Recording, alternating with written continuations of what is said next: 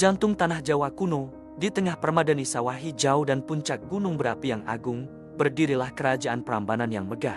Ini adalah negeri yang makmur dan damai, dipimpin oleh Raja Prabu Baka yang bijaksana. Namun, harta terbesarnya bukanlah emas atau permata, melainkan putrinya, Putri Roro Jonggrang. Kecantikannya begitu melegenda, disebut-sebut mampu menyaingi terangnya bulan dan murninya embun pagi. Karakternya pun secantik penampilannya, membuatnya begitu dicintai oleh seluruh rakyatnya. Tapi, kedamaian di Nusantara seringkali begitu rapuh.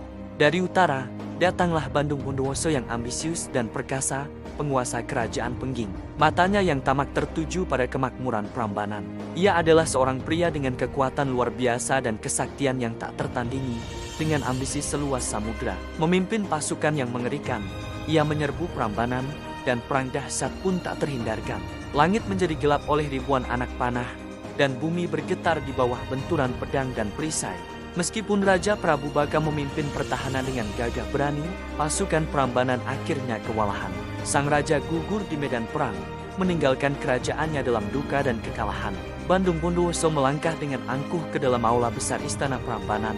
Seorang pemenang yang mengamati hadiah kemenangannya. Di sanalah ia pertama kali melihat Roro Jonggrang yang sedang berduka atas kematian ayahnya. Bahkan dalam kesedihannya, kecantikan sang putri sungguh menakjubkan. Seketika, Bandung Bondowoso terpikat. Hasratnya berkobar, bukan hanya untuk menguasai kerajaan Prambanan, tetapi juga untuk memiliki hati sang putri. Dia mendekatinya, suaranya terdengar aneh, campuran antara perintah dan kekaguman.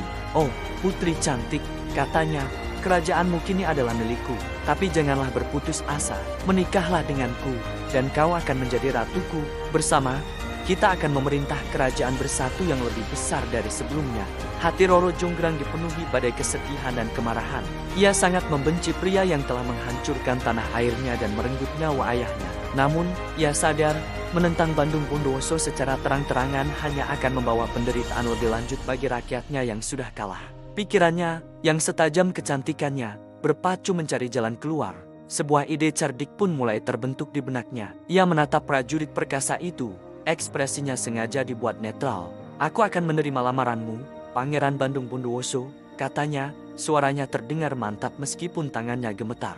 "Tapi hanya dengan satu syarat. Engkau adalah orang yang sangat sakti, bukan? Buktikanlah padaku. Bangunkan untukku 1000 candi, lengkap dengan arca-arcanya, hanya dalam waktu 1 malam. Semuanya harus selesai sebelum ayam jantan pertama berkokok saat fajar." Senyum penuh percaya diri mereka di wajah Bandung Bondowoso. Ia menganggap permintaan itu aneh, tetapi pada akhirnya sangat mudah bagi seseorang dengan kemampuannya. Dia sama sekali tidak menyadari jebakan yang tersembunyi di dalam kata-kata sang putri. 1000 candi dalam 1 malam.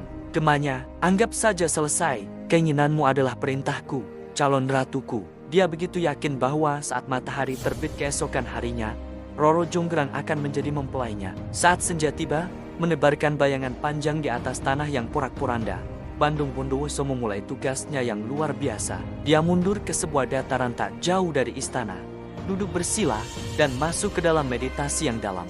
Melantunkan mantra-mantra kuno, ia memanggil sekutu rahasianya, pasukan besar jin, setan, dan roh-roh dari perut bumi. Tanah pun terbelah, dan legiun makhluk gaib muncul. Wujud bayangan mereka siap mematuhi perintah tuan mereka. "Wahai prajurit setiaku, perintah Bandung Bondowoso, malam ini kita membangun 1000 candi untuk ratuku. Bekerjalah dengan cepat, karena batas waktu kita adalah fajar." Dengan raungan yang menggema, para roh langsung mulai bekerja. Malam menjadi hidup dengan energi dunia lain. Batu-batu raksasa diangkat seolah-olah hanya kerikil, melayang di udara dan diletakkan di tempatnya dengan presisi yang mustahil. Puncak-puncak candi menjulang ke langit berbintang dengan kecepatan yang menakjubkan. Suara palu, pahat, dan alat ukir yang dipegang oleh tangan-tangan tak terlihat bergema di seluruh lembah. Roro Jonggrang menyaksikan semua itu dari menara istana.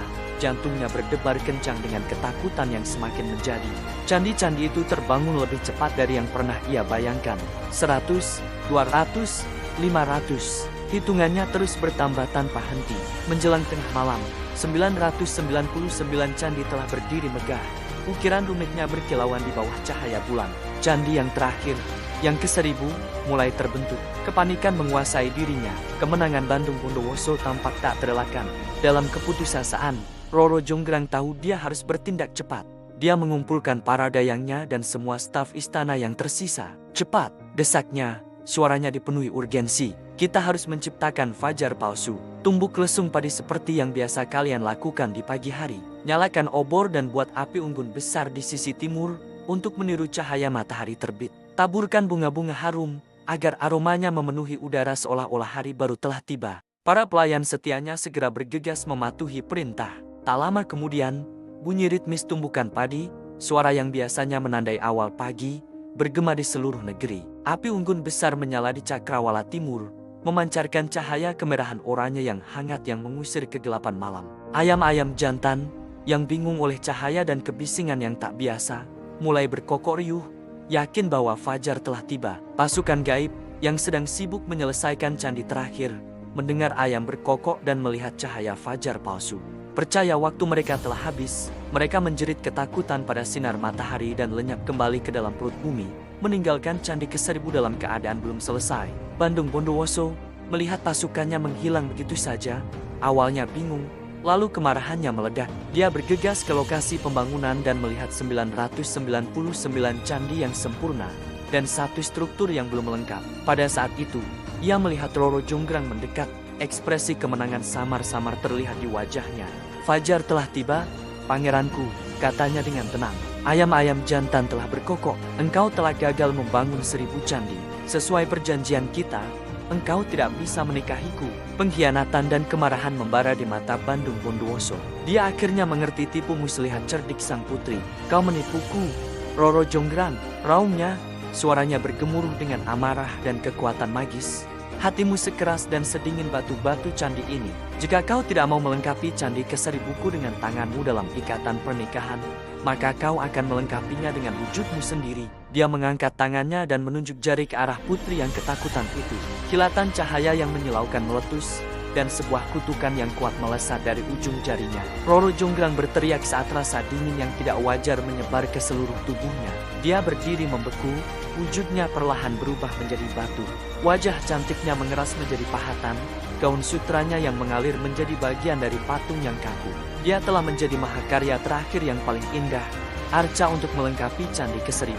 Maka, lahirlah legenda 1000 candi, yang kini kita kenal sebagai Candi Sewu.